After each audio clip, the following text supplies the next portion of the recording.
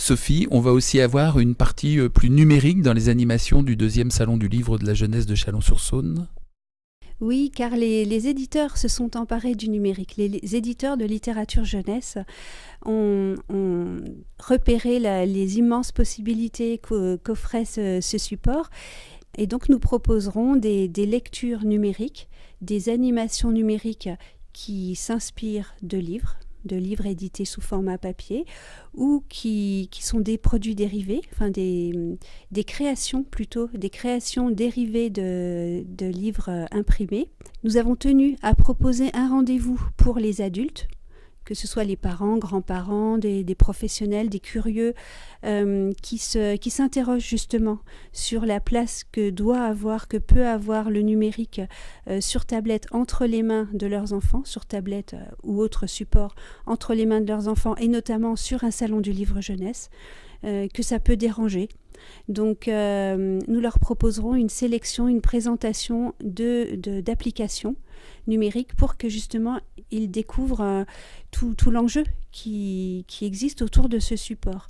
Car c'est un objet culturel et un outil d'éveil comme un autre, et il faut le traiter en tant que tel. On lit souvent des articles alarmistes de revues généralistes sur l'impact des écrans sur la santé des enfants, ou sur l'usage que peuvent faire les enfants des écrans.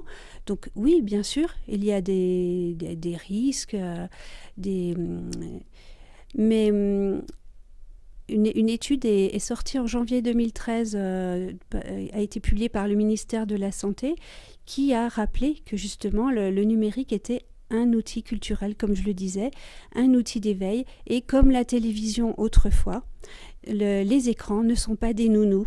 Voilà, on ne laisse pas un enfant seul devant un écran pendant 2 heures, 3 heures. Le rôle des adultes qui accompagnent les enfants, il est là.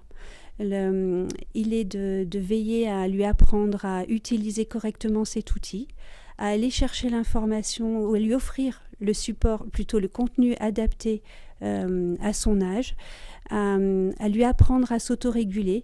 Et ça, c'est un combat difficile. Je crois qu'en tant que parents, on y est tous confrontés. C'est un dialogue quotidien, c'est une veille quotidienne. Il faut vraiment se bagarrer. Donc c'est compliqué. Être parent est difficile. Et avec les écrans, c'est 10 fois plus difficile de nos jours. C'est un constat.